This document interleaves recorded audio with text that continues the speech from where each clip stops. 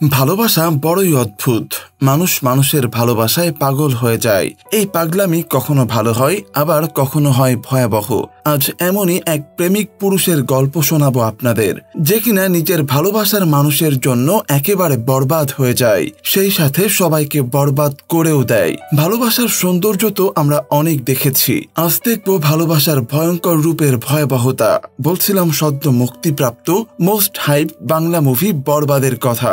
আপনি বাংলার মেগাস্টার শাকিব খানের ফ্যান হন বা না হন, এই মুভি দেখে আপনি শাকিব খানের প্রশংসা করতে বাধ্য হবেন। হয়তো আজকের গল্প থেকে ভালোবাসার এক নতুন সংজ্ঞা খুঁজে পাবেন আপনি। তো চলুন এখন আর সময় নষ্ট না করে এই অসাধারণ ভালোবাসার গল্পটা জেনে আসি। তবে মুভিটি পুরোপুরি এনজয় করতে চাইলে অবশ্যই সিনেমা হলে গিয়ে দেখবেন। গল্পটা শুরু হয় একটা স্কুলে। এই ছেলেটার নাম আরিয়ান মির্জা। সে ক্লাস 10-এ পড়ে, কিন্তু আজ ক্লাসে তার একটুও মন নেই। সে পাশে থাকা মেয়েটার দিকে অপলক দৃষ্টিতে তাকিয়ে আছে। এভাবে তাকিয়ে থেকে হঠাৎ আরিয়ান মেয়েটার দিকে এগিয়ে গিয়ে তার গালে একটা কিস করে বসে। আর এটা দেখে ক্লাস টিচার খুব রেগে যায়। তাই টিচার রেগে গিয়ে আরিয়ানকে একের পর এক বেত্রাঘাত করতে থাকে। ঠিক সেই সময় আরিয়ান তার হাতে থাকা কলমটা টিচারের হাতে বসিয়ে দেয়। আরিয়ান আসলে ছোটবেলা থেকে এরকম বখাটে টাইপের, কারণ সে তার বাবার একমাত্র সন্তান। তার বাবার নাম আদিপ মির্জা। তার যেমন আছে অর্থবিত্ত, তেমন আছে রাজনৈতিক ক্ষমতা। আদিপ মির্জা এই যে মহিলাটার সঙ্গে কথা বলছে, ইনি হচ্ছে আরিয়ান, যে মেয়েটার গালে ক্লাসে কিস দিয়েছিল তার মা। আদিপ মির্জা আজ তার কাছে এসেছে, কারণ সে আরিয়ান মির্জার নামে কমপ্লেইন করেছে। তাই আদিপ মির্জা তাকে বারবার করে বোঝাচ্ছিল তার ছেলের উপর থেকে অভিযোগটা তুলে নিতে, কিন্তু মহিলাও ছিল নাছোড়বান্দা। সে কোনোভাবেই অভিযোগ তুলবে না। যেহেতু আদিপ মির্জা অনেক প্রভাবশালী লোক ছিল, তাই সে ওই মহিলাকে ওখানেই শেষ করে দেয়। এরপর সে রক্তাক্ত হাতে ওখান থেকে বাড়ি ফিরে দেখে আরিয়ান ঘুমিয়ে পড়েছে। তাই সে আরিয়ানকে আদর করে দেয়। এরপর দেখা যায় আরিয়ান এখন অনেক বড় হয়ে গেছে, কিন্তু সে আগের থেকে আরো বেশি জেদি হয়ে উঠেছে। আর ওর যেটা পছন্দ সেটা যে কোনো মূল্যে পেয়েই ছাড়বে। সে কোনোভাবেই সেটা অন্য কারো হতে দিবে না। আসলে আরিয়ান নিতু নামের একটা মেয়েকে খুব পছন্দ করে, কিন্তু আজ তার বিয়ে। এদিকে আরিয়ান লাল পানি খেয়ে পড়ে আছে আর মাতাল হয়ে একা একা বলছে, আমি আমার বর্তমান নিয়েও ভাবি না, ভবিষ্যৎ নিয়েও ভাবি না, আমি শুধু জানি নিতু শুধুই আমার। এদিকে দেখা যায় আদিপ মির্জা তার বিশাল এক সৈন্য দলকে কোথাও যাওয়ার নির্দেশ দিচ্ছে। তার নির্দেশ মতো তারা বেরিয়ে পড়ে। অপরদিকে দেখা যায় আরিয়ান মির্জাকে। সে হাতে একটা শটগান আর সেই সৈন্য দল নিয়ে একটা হেলিকপ্টারে উঠতে উঠতে বলে, শাহজাহান মমতাজের জন্য একটা তাজমহল বানাতে পারে, আর আমি আমার নিতুর জন্য 100টা তাজমহল বানাইতে পারি। আবার সেই তাজমহল ভাঙ্গা চুইরা কবর বানাইতে পারি। আমি আমার নিতুর জন্য সবকিছু বরবাদ কইরা দিতে পারি। আমার নিতু যদি আমার না হয়, তাহলে আমি নিতুকেও বরবাদ কইরা দিতে পারি। এরপর আরিয়ানের হেলিকপ্টারটা উঠতে উঠতে একটা পাহাড়ের কাছে এসে দাঁড়ায়। আর এখানে আজ নিতুর সাথে ফারহান নামের একটা ছেলের বিয়ে হচ্ছে। নিতু আরিয়ানকে দেখে অবাক হয়ে দাঁড়িয়ে পড়ে। আর কোনো কিছু বোঝার আগেই আরিয়ান তার শটগানটা নিতুর দিকে তাক করে গুলি ছোড়ে, আর নিতু সাথে সাথেই মারা যায়। এরপর দেখা যায় নিতু হত্যা বিচারের জন্য দেশে তুমুল আন্দোলন শুরু হয়ে গেছে। আর তাদের সবার একটাই দাবি, আরিয়ানের ফাঁসি চাই। তখন দেখা যায় কঠোর নিরাপত্তার মধ্য দিয়ে আরিয়ানকে আদালতে নিয়ে আসা হয়। আরিয়ানকে কাঠগড়ায় তোলা হয়। তখন একজন উকিল বলে, এই আসামি সম্পর্কে আমরা সবাই কম বেশি জানি, নতুন করে কিছুই বলার নেই। জানেন না, শুধু ওনার বাবা আদিপ মির্জা ওনার এই কুলাঙ্গার পুত্রের যে অপরাধের লিস্ট সেটা অনেক লম্বা। 1 নাম্বার হচ্ছে উনি একজন ড্রাগ অ্যাডিক্টেড। তখন দেখা যায় আরিয়ান একদিন নেশা করে বাড়ি ফিরছিল। একটা চেকপোস্টে পুলিশ তাকে থামানোর চেষ্টা করে, কিন্তু আরিয়ান গাড়ি না থামিয়ে পুলিশের সামনে দিয়ে উড়াধুরা টান দিয়ে বেরিয়ে যায়। তখন পুলিশ তার পিছু নিতে থাকে। কিছু দূর যাওয়ার পর পুলিশ তাকে চারিদিক থেকে ঘিরে ফেলে। তখন আরিয়ানকে গাড়ি থেকে বের হতে বললে আরিয়ান গাড়ির ভেতরে বসে বলে, আমি যদি গাড়ি থেকে এখন বের হই, তাহলে তোদের কারো পায়ের নিচে মাটি থাকবে না। তার কথা শুনে পুলিশ অফিসার খুব ক্ষেপে গিয়ে তাকে গালি দিয়ে বের হতে বলে। এই কথা শুনে আরিয়ান যখন বের হয়, তখন তাকে দেখে দেখে পুলিশ অফিসার খুব ভয় পেয়ে যায়, আর ওই অফিসার নিজেই আরিয়ানকে যাওয়ার জন্য রাস্তা তৈরি করে দেয়। আমাদের আবার আদালতে দেখানো হয়, সেখানে উকিল চিৎকার করে বলে শুধুমাত্র আদিপ মির্জা ওনার বাবা বলে উনি পুরো ঢাকা শহরটাকে তার বাবার সম্পত্তি মনে করে। আদিপ মির্জা তখন আর সহ্য করতে না পেরে দাঁড়িয়ে উকিলের কথার প্রতিবাদ করে। উকিল সাহেব তখন মহামান্য আদালতকে বলে, দেখেন আজ উনি সব জায়গায় এভাবে দাঁড়িয়ে প্রতিবাদ করে বলে ওনার ছেলে আজ কাঠগড়ায় দাঁড়িয়ে আছে। এবার উকিল সাহেব আরিয়ানের সামনে এসে বলে এবার ওনার চরিত্র সম্পর্কে কিছু বলতে চাই। তিনি রসিকতার ছলে বলে ওনার চরিত্র একদম ফুলের মতো পবিত্র। এটা কিন্তু যে সে ফুল নয়, এটা হচ্ছে ধুত্রা ফুল, যেটা গায়ে লাগলেই চুলকানি শুরু হয়ে যায়। সেরকম নারী দেখলেই ওনার মধ্যে এরকম চুলকানি শুরু হয়ে যায়। আসলে ঢাকা শহরের নামি দামি ক্লাবগুলোতে আরিয়ানের যাতায়াত ছিল, আর সেখানে গিয়ে যদি কোনো নারীকে তার ভালো লেগে থাকে তাহলে সে যে কোনো মূল্যেই তাকে ভোগ করবে, সেটা টাকার বিনিময়ে হোক আর জোর করে হোক। এরকমই একটা ক্লাব থেকে নিতুর সাথে তার পরিচয়। তো চলুন নিতুর সাথে আরিয়ানের কিভাবে পরিচয় হয় সেটা জেনে আসি। একদিন একটা বারে আরিয়ান স্টেজে বার ডান্সারের সাথে গানের তালে তালে নাচ করছিল আর ইচ্ছে মতো টাকা উড়াচ্ছিল। তখন নিতু দূরে দাঁড়িয়ে আরিয়ানকে দেখছিল আর কিছু একটা চিন্তা করছিল। এদিকে গান নাচ শেষ করে আরিয়ান যখন সেখান থেকে চলে যাচ্ছিল তখন নিতু বারবার তাকে পেছন থেকে ডাকতে থাকে। তার ডাক শুনে আরিয়ান পেছনে ঘুরে নিতুকে দেখে, যেন তার চোখ আটকে যায়। সে এক দৃষ্টিতে নিতুর দিকে তাকিয়ে থাকে। এদিকে নিতু বারবার আরিয়ানের সাথে কথা বলার একটু অনুমতি চাচ্ছিল। এরপর আরিয়ান নিতুর সাথে কথা বলে। নিতু তখন আরিয়ানকে বলে, আমি একটা কোম্পানিতে জব করি, তাই কোম্পানির সাকসেস পার্টি করার জন্য আমাদের বস আজ আমাদের এখানে নিয়ে এসেছে। চাকরির পাশাপাশি আমি একটা চ্যারিটিতে যুক্ত আছি। আমি আজ দেখলাম আপনি ডান্স করার সময় প্রচুর টাকা উড়াচ্ছিলেন, তাই আমি চাই আপনি যদি আমাদের চ্যারিটিতে কিছু টাকা ডোনেট করেন তাহলে অসহায় মানুষের অনেক উপকার হবে। নিতু যখন এগুলো বলছিল তখন আরিয়ান সেই আগের মতো অপলক দৃষ্টিতে নিতুর দিকে তাকিয়েছিল। নিতুর কথা শুনে আরিয়ান তার অ্যাসিস্ট্যান্ট জিল্লুকে নির্দেশ দেয় নিতুকে ব্রিফকেস ভর্তি টাকা দিতে। এতগুলো টাকা একসাথে দেখে নিতু খুব খুশি হয়ে যায়। তখন নিতুকে এক গ্লাস ড্রিঙ্কস দেওয়া হয়। নিতু তখন খুশিতে কোনো কিছু না ভেবে ঢকঢক করে গ্লাসের পুরো ড্রিঙ্কস শেষ করে ফেলে আর আরিয়ানের প্রশংসা করতে থাকে। কিন্তু একটু পরে নিতু সেখানে অজ্ঞান হয়ে যায়। জিল্লু তখন বলে, ওনার দিকে আপনার তাকানো দেখে ড্রিঙ্কসে মিশিয়ে দিয়েছিলাম। আরিয়ান কোনো কথা না বলে নিতুকে নিয়ে তার গাড়িতে উঠে পড়ে। গাড়ির মধ্যে নিতুর কিছুটা জ্ঞান ফেরে আর সে বারবার বাড়ি যেতে চায়। আরিয়ান তখন তাকে বলে, আমরা তো বাড়িতেই যাচ্ছি। এরপর আরিয়ান নিতুকে নিয়ে তার বিছানায় শুয়ে পড়ে। আরিয়ানের বাসার কাজের মেয়েটা এটা দেখে আরিয়ানের মাকে ডাকতে থাকে। আরিয়ান তখন মুখে হাত দিয়ে ইশারা করে তাকে চুপ থাকতে বলে। পরদিন আরিয়ান নিতুর অফিসে যায়। নিতু আরিয়ানকে দেখে খুব খুশি হয়ে যায় আর সে বলে, আমি আপনার কথাই ভাবছিলাম, আপনি বাচ্চাদের জন্য এতগুলো টাকা ডোনেট করেছেন, তাই আপনি যদি বাচ্চাদের সাথে একটু দেখা করতেন তাহলে ওরা খুব খুশি হতো। এরপর তারা দুজন মিলে চ্যারিটিতে যায়। বাচ্চারা তাদের পেয়ে খুব খুশি হয়ে যায়। কিন্তু চ্যারিটিতে থাকাকালীন পুরো সময় আরিয়ান নিতুর দিক থেকে একবারও চোখ ফেরায় না। এরপর আরিয়ান নিতুকে তার বাড়িতে পৌঁছে দেওয়ার জন্য যায় আর তাকে অনেক গিফটও দেয়। রাতের বেলা যখন আরিয়ান নিতুর বাসার সামনে তাকে নামিয়ে দেয় তখন তার বাসার দারোয়ান আরিয়ানকে দেখে নিতুকে বলে, ম্যাডাম আপনি কি জানেন আরিয়ান মির্জা কত খারাপ? আমার কথা যদি আপনার বিশ্বাস না হয় তাহলে ইউটিউবে সার্চ দিয়ে দেখেন, এমন কোনো খারাপ কাজ নাই যে সে করেনি। পরদিন নিতু অফিসে গিয়ে দারোয়ানের কথা মনে পড়ে আর সেই সাথে সে ইউটিউবে সার্চ দেয়। সে যখন আরিয়ানের খবর দেখছিল তখন হঠাৎ করে আরিয়ান সেখানে চলে আসে। আরিয়ানকে দেখে নিতুর হাত থেকে তার ফোনটা পড়ে যায়। আরিয়ান তখন নিতুকে একটা ফোন গিফট করে আর সাথে ব্র্যান্ড নিউ কার। এরপর আরেকদিন অফিসে কাজের মধ্যে আরিয়ান নিতুর কাছে চলে আসে আর তাকে নিয়ে যেতে চায়। তখন ওই অফিসের বস শুধু হাঁ করে তাকিয়ে থাকে। আরিয়ানকে সে কিছুই বলতে পারে না। আরিয়ান নিতুকে নিয়ে বিশাল বড় একটা আলিশান ফ্ল্যাটে যায়। আসলে আরিয়ান নিতুকে এই ফ্ল্যাটটা গিফট করেছে। এতক্ষণ তো আরিয়ান আর নিতুর কথা শুনলেন, চলুন এবার অন্য আরেকজনের সাথে পরিচয় করিয়ে দিই।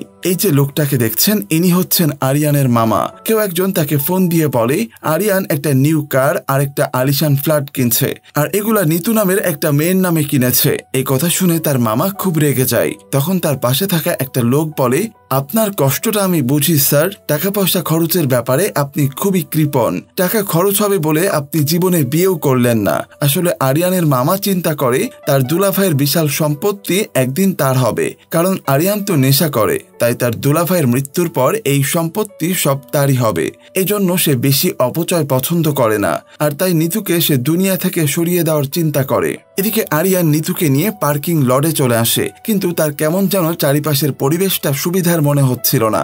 আরিয়ানের মনে হচ্ছিল কেউ যেন তাদেরকে আক্রমণ করবে, তাই সে নিতুকে গাড়িতে বসিয়ে রেখে সামনে দাঁড়ায়। আর তখনই কিছু লোক এসে তার উপর আক্রমণ করে। আরিয়ান তাদের সাথে ফাইট করে সবাইকে নির্মমভাবে মেরে ফেলে। তাদের এতটা নির্মমভাবে মারা দেখে নিতু গাড়িতে বসে খুব ভয় পেয়ে যায়, আর সে বুঝতে পারে আরিয়ান আসলে কতটা ভয়ঙ্কর। এর কিছুদিন পর নিতু তার অফিসে প্রেজেন্টেশন দিচ্ছিল। আরিয়ান তখন হঠাৎ করে সেখানে গিয়ে কাউকে কিছু না বলে নিতুকে সেখান থেকে নিয়ে আসে।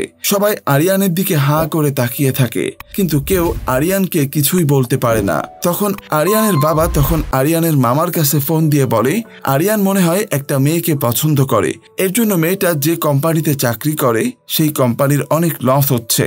এই লসটা পুষিয়ে দেওয়ার জন্য একটা লোক এখন তোমার কাছে যাবে, আর তুমি এই লোকটাকে 2 কোটি টাকা ক্ষতিপূরণ দিয়ে দাও। এই কথা শুনে মামার মাথায় তো আকাশ ভেঙে পড়ে, কিন্তু তার কিছুই করার নাই। তাই লোকটা আসলে মামা তাকে একটা চেক দেয়। লোকটা তখন চেকের বদলে ক্যাশ চায়।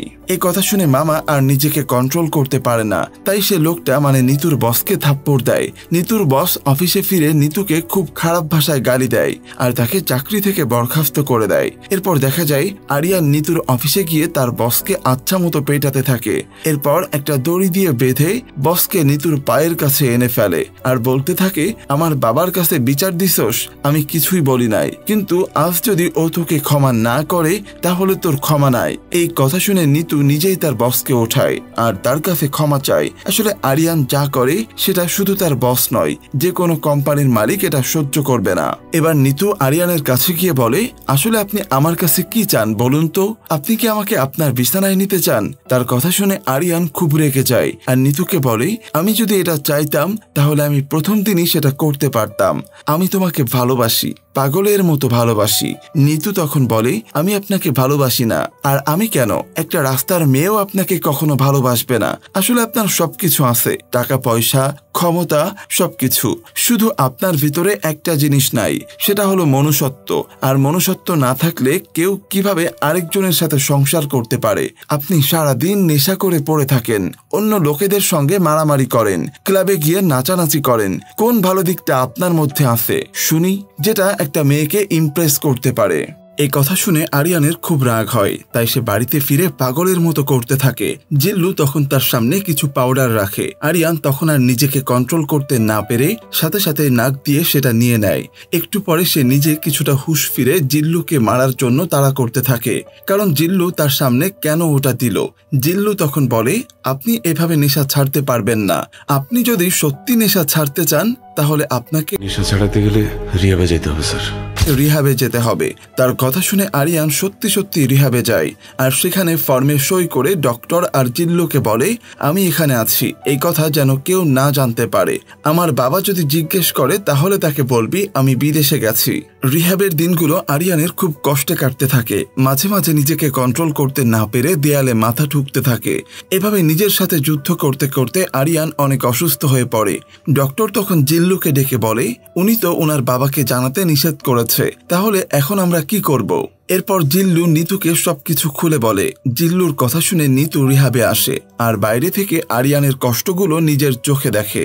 নিতুর খুব কষ্ট হয়, তাই সে আরিয়ানের পাশে এসে বসে, বলে তুমি আমার জন্য এত কষ্ট করছো, আজ থেকে তুমি একা না, তোমার এই কষ্টের জার্নিতে আমিও তোমার পাশে আছি। আরিয়ান এবার ধীরে ধীরে সুস্থ হতে শুরু করে আর তারা একে অপরকে আর গভীরভাবে ভালোবেসে ফেলে। আরিয়ান আর নিতু একদিন রেস্টুরেন্টে বসেছিল। নিতু তখন আরিয়ানকে বলে আমি তোমাকে একটা সারপ্রাইজ দিতে চাই। আসলে সারপ্রাইজটা হলো নিতুর হাতে রান্না করা পায়েস, আর এটা আরিয়ানের খুবই পছন্দ। নিতু নিজে হাতে যখন আরিয়ানকে পায়েসটা খাইয়ে দিচ্ছিল তখন সেখানে আরিয়ানের এক্স গার্লফ্রেন্ড চলে আসে। তাকে দেখে আরিয়ান গিয়ে তার সাথে হাই হ্যালো করতে থাকে।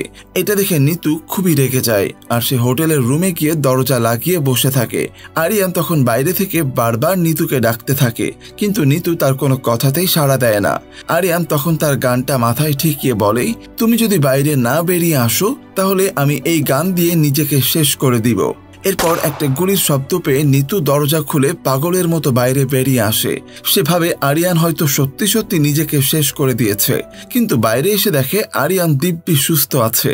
আরিয়ান এসে বলে, আমি জানতাম আমি যদি এভাবে তোমাকে ভয় না দেখাতাম তাহলে তুমি দরজা খুলতে না। নিতু তখন কেঁদে কেঁদে বলে, তুমি আর কখনোই আমাকে এভাবে ভয় দেখাবে না। আমি সব সহ্য করতে পারি, কিন্তু তোমার মৃত্যু সহ্য করতে পারবো না। এরপর একদিন আরিয়ানের দাদির জন্মদিনে আরিয়ান নিতুকে তার পরিবারের সাথে পরিচয় করিয়ে দেয়। আরিয়ানের মামা তখন আরেক নেতার ছেলের সাথে কথা বলছিল। আরিয়ান তার মামার সাথে নিতুকে পরিচয় করিয়ে দেওয়ার জন্য সেখানে নিয়ে আসে। প্রিন্স তখন নিতুর সাথে পরিচয় হওয়ার জন্য হাত বাড়িয়ে হ্যান্ডশেক করতে চায়, কিন্তু নিতু হ্যান্ডশেক না করে তাকে সালাম দেয়। এটা দেখে প্রিন্স আরিয়ানকে বলে, কোত্থেকে এরকম আনস্মার্ট গেও মেয়ে ধরে এনেছো? আরিয়ান রেগে প্রিন্সের কাছে গিয়ে বলে, তুই যদি আজ আমার গেস্ট না হতি তাহলে তোর মন্ডু থেকে ধরটা আলাদা করে ফেলতাম। এই কথা শুনে প্রিন্স বলে, আমি যদি শুধু এখানে হিসু করে দিই তাহলে হাজার হাজার মেয়ে ভেসে যাবে, আর তুই এই মেয়ে নিয়ে আমাকে ইনসাল্ট করলি। আরিয়ান কিছু না বলে ওখান থেকে চলে যায়, কিন্তু সে ছেড়ে দেওয়ার পাত্র নয়। এর কিছুদিন পর প্রিন্স একটা ক্লাবে বসে চিল করছিল। আরিয়ান তখন সেখানে যায় আর প্রিন্সকে আচ্ছা মতো কেলানি দেয়। এরপর প্রিন্সের মুখের উপর শিশি করে দেয়, কিন্তু প্রিন্সের এই অপমান সহ্য হয় না। তাই সে তার বাবার কাছে গিয়ে বলে, আমাকে এত বড় অপমান করলো, আমি ওকে কিছুই করতে পারলাম না। প্রিন্স তার বাবাকে বলে, তুমি এক্ষুনি ভাইকে দেশে আসতে বলো। প্রিন্সের বাবা লাভেদ খান তখন বলে যে ও যে কতটা ভয়ঙ্কর সেটা তো আমি জানি, এই জন্যই তো ওকে দেশের বাইরে রেখেছি। ও যদি এই মুহূর্তে দেশে আসে তাহলে আদিপ মির্জার পুরো পরিবারকে শেষ করে দিবে। আসলে প্রিন্সের বড় ভাইয়ের নাম হলো ফারহান। সে খুবই ডেঞ্জারাস। একদিন সে একটা থানায় হামলা করেছিল, আর সেদিন ফারহান সব পুলিশকে মেরে ফেলেছিল। তাই লাভেদ খান ফারহানকে অনুরোধ করে দেশের বাইরে যাওয়ার জন্য। তার বাবার অনুরোধে ফারহান আজ দেশের বাইরে। এরপর লাভেদ খান ফারহান যাতে আর দেশে ফিরতে না পারে সে ব্যাপারে রেস্ট্রিকশন দিয়ে দেয়। লাভেদ খান সময়ের জন্য অপেক্ষা করতে বলে। তখন সেখানে আরিয়ানের মামা চলে আসে আর লাভেদ খানকে বলে, এই সব কিছু ওই মেয়ের জন্য হয়েছে।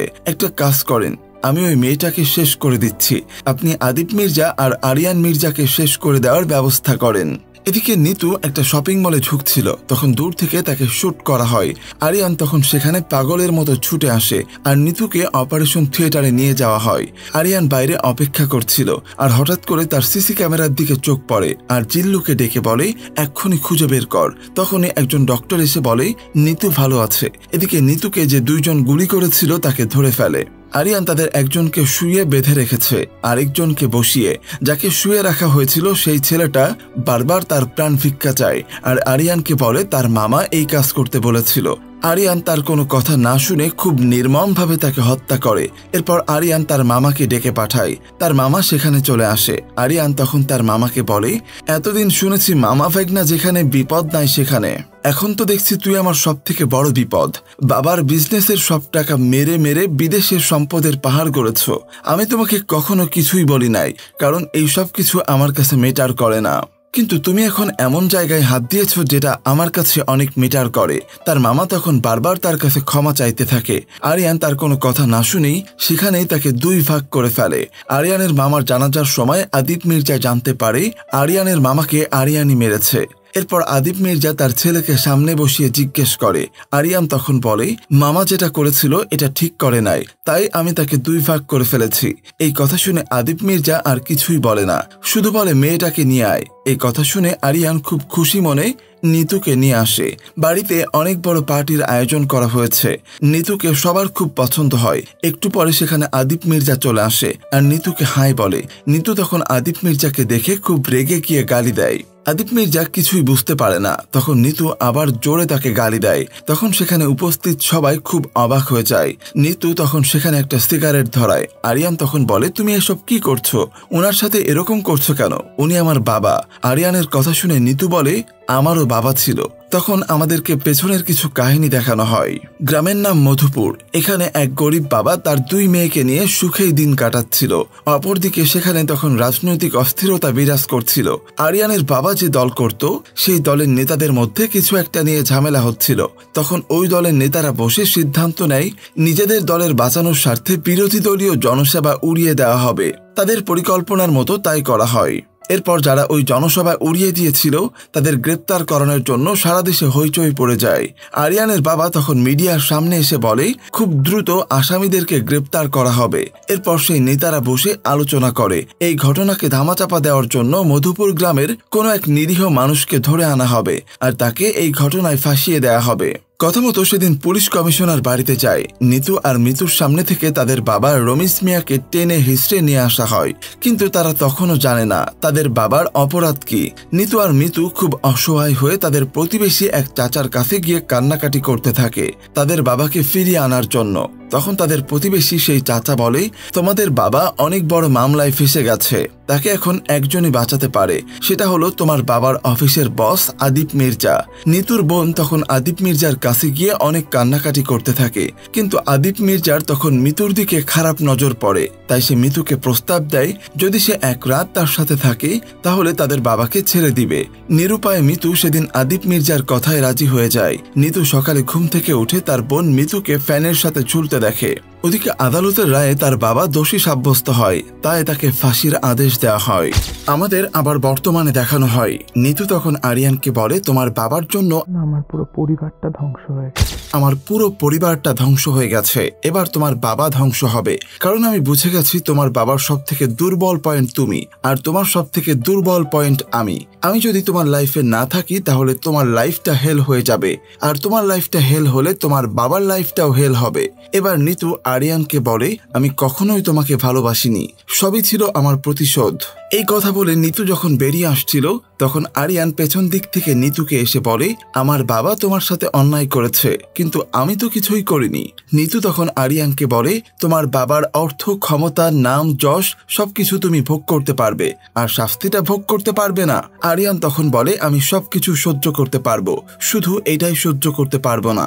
নিতু তখন বলে আমি এটাই চাই যে তুমি ধ্বংস হয়ে যাও। সেদিন রাতের বেলা আরিয়ান হঠাৎ করে তার বাবার হাত ধরে নিয়ে গাড়িতে ওঠায় আর সোজা যায় নিতুর বাসায়। আরিয়ান তার বাবাকে এভাবে ধরে আনছে দেখে নিতু মুচকি হাসে, আর তাকে দেখে যেন মনে হয় সে রানীর মতো বসে আছে। আরিয়ান তার বাবাকে নিতুর কাছে সরি বলতে বলে, কিন্তু আদিপ মির্জা চুপ করে থাকে। আরিয়ান তখন জোরে একটা ধমক দিলে আদিপ মির্জা নিতুর কাছে সরি বলে ক্ষমা চায়। তখন সে নিতুকে বলে সেদিন আমার হুঁশ ছিল না, সকালে ঘুম থেকে উঠে আমি সব নেতাকে ফোন দিয়েছি কিন্তু কেউ আমার কথা রাখেনি। এই কথা শুনে আরিয়ান জিল্লুকে ডেকে বলে সব নেতাগুলোকে এক জায়গায় করো। সবাইকে এক জায়গায় করা হয়, শুধু তাই নয় তাদের সবাইকে লাল পানি খাওয়ানো হয়। এরপর আরিয়ান সেখানে একটা মেশিন গান নিয়ে উপস্থিত হয় আর জিল্লুকে গেট বন্ধ করে দিতে বলে। এরপর মেশিন চালিয়ে সবাইকে সেখানে শেষ করে দেওয়া হয়। টিভি নিউজে বলা হয় 5 মন্ত্রীর মরদেহ সুইমিং পুলে পাওয়া গেছে, কিন্তু ঘটনার সাথে সম্পৃক্ত কাউকে পাওয়া যায়নি। এদিকে এক মহিলা মন্ত্রী আদিপ মির্জাকে ফোন দিয়ে বলে এবার তোমার ছেলেকে কেউ বাঁচাতে পারবে না। আদিপ মির্জা তখন বলে আমার ছেলে আমার পৃথিবী, পৃথিবীর সমস্ত জায়গায় হাত দেয়া গেলেও এই পৃথিবীতে হাত দেওয়া যাবে না, আর যদি আপনি আমার পৃথিবীতে হাত দেওয়ার চেষ্টা করেন তাহলে আপনার এমন জায়গা আছে যেখানে আমি হাত দিলে আপনার অস্তিত্ব বিলীন হয়ে যাবে। ওদিকে প্রিন্স রেগে গিয়ে বলতে থাকে সেদিন আরিয়ান আমার মুখে সিসি করে দিয়েছে আর আজ সে আমার বাবাকে মেরে ফেলেছে। এরপর সে বিদেশে থাকা তার ভাই ফারহানকে ফোন দেয়। এরপর আরিয়ান নিতুর বাসায় চলে আসে আর তাকে বলে সে সবাইকে শেষ করে দিয়েছে। নিতু তখন হাসতে হাসতে বলে তুমি কি ভেবেছ তুমি একে একে এভাবে সবাইকে শেষ করে দিবা আর আমি তোমাকে ভালোবাসবো? এরপর আরিয়ান খুব রেগে গিয়ে নিতুকে ধরে ঝাঁকি দিয়ে বলে তুই কি ভেবেছিস আমি তোর জন্য পাগলামি করতেই থাকবো আর তুই এভাবে মজা নিতেই থাকবি? আমি তোকে ভালোবেসেছি 1 সেকেন্ডে আর তোকে ছেড়ে যেতে আমার কোনো সেকেন্ডও লাগবে না। এই কথা বলে আরিয়ান সেখান থেকে চলে যাচ্ছিল। তখন নিতু দৌড়ে এসে আরিয়ানকে পেছন থেকে জড়িয়ে ধরে বলে প্লিজ তুমি আমাকে ছেড়ে যেও না। যখন তুমি আমাকে পাগলের মতো ভালোবাসতে তখন আমি বুঝতে পারিনি আসলে তুমি আমার কে, কিন্তু আজ যখন তুমি আমাকে ছেড়ে যাচ্ছ তখন আমি বুঝতে পারছি তুমি আসলে আমার কে আর আমি তোমাকে কতটা ভালোবাসি। এই কথা শুনে আরিয়ান নিতুকে ক্ষমা করে দেয়। ঠিক তখনই নিতু একটা অট্টহাসি দিয়ে আরিয়ান এতক্ষণ যা যা বলছিল সবকিছু ব্যঙ্গ করতে থাকে আর বলে আমার 1 সেকেন্ডের অভিনয়ে তুমি কেমন গলে গেলে। আরিয়ান তখন তার মিডিল ফিঙ্গার দেখিয়ে একটা গালি দিয়ে সেখান থেকে চলে যায়। ওদিকে ফারহান দেশে চলে আসে আর তার ছোট ভাই প্রিন্সকে জড়িয়ে ধরে বলে এই ঘটনার সাথে যারা জড়িত আমি তাদের কাউকেই ছাড়বো না। এদিকে আরিয়ান আবার তার নেশার জগতে ফিরে যায়। জিল্লু তখন বলে এভাবে চলতে থাকলে আপনি তো মারা যাবেন। আর কার জন্যই বা মারা যাবেন? যে মেয়েটা আপনাকে ভালোবাসে না তার জন্য? এই কথা শুনে আরিয়ান বলে, আমি যদি না বাঁচি তাহলে কাউকেই বাঁচতে দিব না। এই কথা বলে সে গাড়ি নিয়ে বেরিয়ে পড়ে। এদিকে ফারহানের লোকেরা আগে থেকে রেডি ছিল। তারা আরিয়ানকে আসতে দেখে একটা ট্রাক দিয়ে তার গাড়িতে ধাক্কা দেয়। আরিয়ান তখন গাড়ি থেকে ছিটকে নিচে পড়ে থাকে। ফারহান তখন বলে, এটা শেষ, এখন নিতুকে খুঁজে বের করো। এদিকে আরিয়ানকে হসপিটালে নেওয়া হয়। ডক্টর তাকে দেখে বলে আরিয়ান সুস্থ হতে সময় লাগবে, তার চেহারাটাও বদলে যেতে পারে। এদিকে ফারহানের লোকেরা নিতুকে খুঁজে পাচ্ছিল না। এভাবে বেশ কয়েক মাস কেটে যায়। আরিয়ান আগের থেকে অনেকটা সুস্থ হয়ে ওঠে। তার ব্যান্ডেজ খোলা হয়, তার চেহারার ভিতরেও কিছু পরিবর্তন হয়ে যায়। এদিকে নিতুকে রাস্তায় দেখতে পেয়ে ফারহানের লোকেরা তাকে উঠিয়ে নিয়ে যায়। তারা চেয়েছিল নিতুকে শেষ করে দিতে, কিন্তু ফারহান নিতুকে দেখার পর তার দিক থেকে চোখ ফেরাতে পারে না। তাই সে নিতুকে বিয়ে করতে চায়। প্রিন্স তখন রেগে গিয়ে বলে, এই মেয়েটার জন্য আরিয়ান আমার মুখে সিসি করে দিয়েছে, আমাদের বাবাকেও মেরে ফেলেছে, তারপর তুমি এই মেয়েটাকে বিয়ে করবা? ফারহান তখন বলে, এই মেয়েটার জন্য একজনকে না, 1000 জনকেও মারা যায়। আমি সারা জীবন এত এত মেয়ে দেখেছি, কিন্তু এর মতো মেয়ে একটাও দেখি নাই। ওকে দেখার পর থেকে আমার বুকের বাপাসটা নড়ে উঠছে। ফারহান প্রিন্সকে বলে বিয়ের ব্যবস্থা করতে। এদিকে জিল্লু জানতে পেরে আরিয়ানকে নিতুর বিয়ের ব্যাপারে খবর দেয়। এই কথা শুনে আরিয়ান তার দলবল নিয়ে বেরিয়ে পড়ে, যেটা আমরা গল্পের প্রথমেই দেখেছিলাম। কাজী সাহেব যখন নিতুকে কবুল বলতে বলে, ঠিক সেই সময় আরিয়ান হেলিকপ্টার থেকে নামে। সে একে একে সবাইকে শেষ করে সামনে এগোতে থাকে। নিতু চুপচাপ দাঁড়িয়ে দেখছিল। একসময় আরিয়ান প্রিন্সকেও মেরে ফেলে। এরপর সামনে আসে ফারহান, কিন্তু সে আরিয়ানের সামনে দাঁড়ানোর আগেই তাকে আগুনে জ্বালিয়ে দেওয়া হয়। এবার নিতু গিয়ে ফারহানকে জড়িয়ে ধরে। এটা যে তার অভিনয় কিনা সেটা ফারহান বুঝতে পারে না। আরিয়ান তখন বলে, কিন্তু তোর প্রেমে পড়ছি, কোনোদিন কোনো মেয়ের মায়ায় পড়ি নাই, তোর মায়ায় পড়ছি। কোনোদিন কোনো মেয়েকে নিয়ে স্বপ্ন দেখি নাই, তোকে নিয়ে অনেক স্বপ্ন দেখেছি, আর তুই আমার স্বপ্নকে ভেঙে চুরমার করে দিয়ে অন্য একজনের সাথে সংসার করবি। আর তুই কি ভাবছিস আমি তোকে বাঁচিয়ে রাখবো? এই কথা বলে আরিয়ান নিতুকে গুলি করে দেয়। নিতু সাথে সাথেই মাটিতে লুটিয়ে পড়ে, আর সে বলতে থাকে, যেটা করেছো ভালোই করেছো, আমি আসলে এটাই চেয়েছিলাম। নিতু এবার তার ভেতরে থাকা আরিয়ানের জন্য সত্য ভালোবাসার কথা বলে। সে বলে, যখন তুমি রাগ করে চলে আসতে তখন আমি আড়ালে দাঁড়িয়ে তোমার জন্য কান্না করতাম। জানো, তুমি যখন হাসপাতালে ছিলে তখন আমি বোরকা পরে লুকিয়ে তোমাকে দেখতে যেতাম। তোমার দ্রুত সুস্থ হয়ে যাওয়ার জন্য নামাজ পড়ে দোয়া করতাম। আর এটা থেকে বোঝা যায় যে নিতু আরিয়ানকে সত্যি ভালোবাসতো। কিন্তু নিতুর বোনের সাথে আরিয়ানের বাবা যেটা করেছিল, তারপরও যদি সে আরিয়ানকে বিয়ে করত তাহলে সে সারা জীবন আরিয়ানের সঙ্গে শান্তিতে থাকতে পারত না। তাই নিতু প্ল্যান করে নিজেকে শেষ করিয়ে দিয়েছে। আরিয়ান তখন বুঝতে পারে সে কত বড় ভুল করেছে। তাই সে চিৎকার করে জিল্লুকে বলে, তাড়াতাড়ি হেলিকপ্টার রেডি কর। আর সে নিতুকে কোলে নিয়ে হেলিকপ্টারের দিকে যেতে থাকে। আর তার মধ্যেই নিতু ওপারে চলে যায়। এরপর আমাদের আবার আদালত দেখানো হয়। আসলে নিতু মারা যাওয়ার পর আরিয়ান নিজেই এসে ধরা দিয়েছে। আরিয়ানের পক্ষের উকিল আরিয়ানকে নির্দোষ প্রমাণ করার চেষ্টা করে, কিন্তু আরিয়ান নিজের মুখে আদালতের সামনে সব সত্য স্বীকার করে। সব শুনে আদালত আরিয়ানকে ফাঁসির নির্দেশ দেয়। আদিপ মির্জা এবার তার ছেলেকে বাঁচাতে পারে না। রাত 12টার সময় আরিয়ানকে ফাঁসির মঞ্চে নেওয়া হয়, আর বাইরে আদিপ মির্জা নিজের মাথায় পিস্তল ঠেকায়। আর এখানে আমার গল্পটা শেষ হয়ে যায়। আমার আজকের গল্প আপনাদের কাছে কেমন লেগেছে তা অবশ্যই কমেন্টে জানাতে ভুলবেন না। আজ এ পর্যন্তই, ফিরে আসবো আবারও নতুন কোনো গল্প নিয়ে। সে পর্যন্ত সবাই ভালো থাকবেন, সুস্থ থাকবেন, আর আমাদের সাথেই থাকবেন এই আশা ব্যক্ত করে এখানেই শেষ করছি। আল্লাহ হাফেজ।